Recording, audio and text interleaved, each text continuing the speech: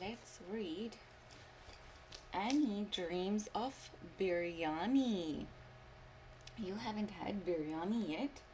This is by Namita Mulani Mehra, illustrated by Chaya Prabhat. What a beautiful book and beautiful biryani.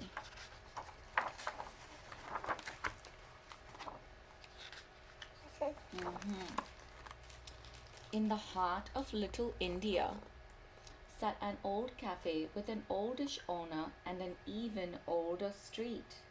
Across the street from the biryani cafe lived Annie with her ma and grandma. Here's the biryani cafe.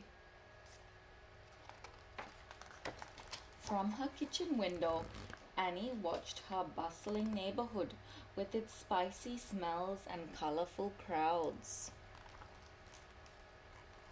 As she chopped and whisked, Annie listened to the constant chatter of busy bikers, curious tourists, and weary workers. They were all here for the famous biryani made by the cafe owner, Mr. Arif. Here's Mr. Arif over here in the biryani cafe. By sunset, the biryani was sold out. Finished already, no more, don't have, Uncle shouted. See, there's a closed sign, and everyone is sad they didn't get the biryani. Annie felt bad for all the people being turned away. It was, after all, the best biryani in the world. Fluffy and fragrant, spicy and succulent, absolutely addictive. Annie could have eaten it every day. Look at that beautiful biryani with red onion rings on top, and there's a star anise, I think, and coriander and mint. Yummy. But Grandma said only once a week as a special treat. So Friday night was biryani night. Best night of the week. If only I knew how to cook it myself, Annie thought. Here's her ma and grandma and Mr. Arif bringing the biryani. She could cook curries and koftas and raita, but when she cooked biryani, it was never as good as Uncle's. Look, here's her roti and curry and kofta over here and raita. What a talented cook. There was only one person who could help her become a biryani expert and fulfill her dream. Uncle. So Annie has a plan to find all the ingredients in Uncle's biryani.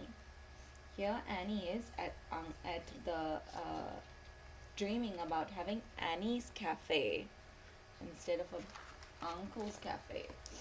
Hello, Uncle. It's me, your number one fan. It smells so good in here. Is that cardamom? Uncle, who never smiled, simply nodded. But Annie wasn't discouraged. She was on a special mission. Here, look, here's cardamom. Cardamom that Uncle is stirring into the biryani. Every Friday, Annie asked Uncle a different question. Uncle, what makes your biryani a little spicy but not too spicy? Whole green chilies, he said, must not cut. How do you make the rice orange, Uncle? Saffron first, soak in milk. Here's the saffron and whole green chilies. When browning the onions, how brown is brown? Just don't burn it, yeah. A loud grunt told Annie it was time to leave. Here's the browned onions.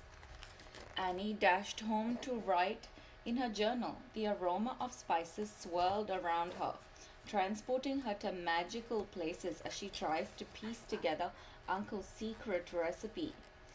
Look at all these spices: saffron, chili, mint, coriander, cardamom, red chilies, pepper. There's the red onions. And she's coming up with a method, the secret ingredient. Very soon, Annie smiled. Her mission was not yet complete. The following Friday, Annie started to ask, Uncle, is biryani? Aye, you're only talking, no cooking. Why don't you try to cook it for once? He snapped. Uncle and Grandma were right. It was time. Annie rushed to the market. Biryani recipe 1. Biryani recipe 2. Spicy recipe. Marinade. Spices. Look at her spice jar. Her spice container. Basmati rice. That night she cooked and cooked and cooked. Lot of cooking. "We're home," called Grandma. They gasped. "Today we're eating my biryani," Annie decided. "Annie, this is too good," Grandma said. "The best," Ma added. The biryani was pretty good, but it wasn't as yummy as Uncle's. "Uncle," Annie said next week, "I did it. I made biryani. It was good, but not as good as yours. Something was missing." Then she whispered, "Is there a secret ingredient, Uncle?" Uncle said nothing. "There must be," Annie cried. "I have it all written down, see?" Uncle raised an eyebrow and flipped through Annie's journal. He said. Uncle's eyes looked brighter than usual until he suddenly shoved the journal back into Annie's hands and huffed. "Very busy today," Uncle stomped off. Annie stood stunned. She clutched her journal and trudged home. "We're back," announced Ma, "looking forward to some beer." And then they see Annie, sad, sitting under the table. "There will be no more biryani on Fridays," Annie sulked. She threw her journal in a drawer and tried not to think about the cafe. Annie's very sad. Days and weeks rolled by, but Annie couldn't stop dreaming about biryani. Look at her sleepless nights, dreaming about the biryani. What is that secret ingredient? The sounds and smells still danced around her. Her stomach rumbled and her heart ached. What could it be? Another Friday came. Annie was done being mad and sad. It was time to bring back biryani night. It was time to complete her mission. Annie made a new plan. Annie's new plan. But when she got to the cafe after school, it was locked. "No, it says closed forever." Annie rushed home. "Grandma, what happened to the cafe? Where's Uncle?" Annie took a deep breath in. It smelled like Uncle's biryani. "Am I dreaming?" "Uncle came looking for you, Annie. He left this." On the kitchen table was a bag and a letter. "Dear Annie, enjoy my last serving of biryani. It's time for me to stop working. I don't have the heart. I don't have anyone to take over the cafe, and no one loves my biryani like you, my number one fan. So here's a gift. It's been in my family for 200 years. I know you will take good care of it. Love, Uncle Arif." Hands trembling, Annie turned the note over.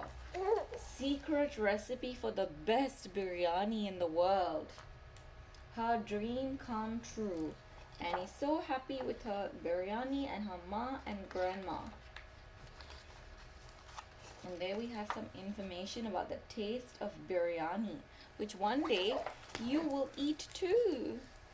You will eat too. Maybe you'll have Annie's biryani. Yeah? In your little belly.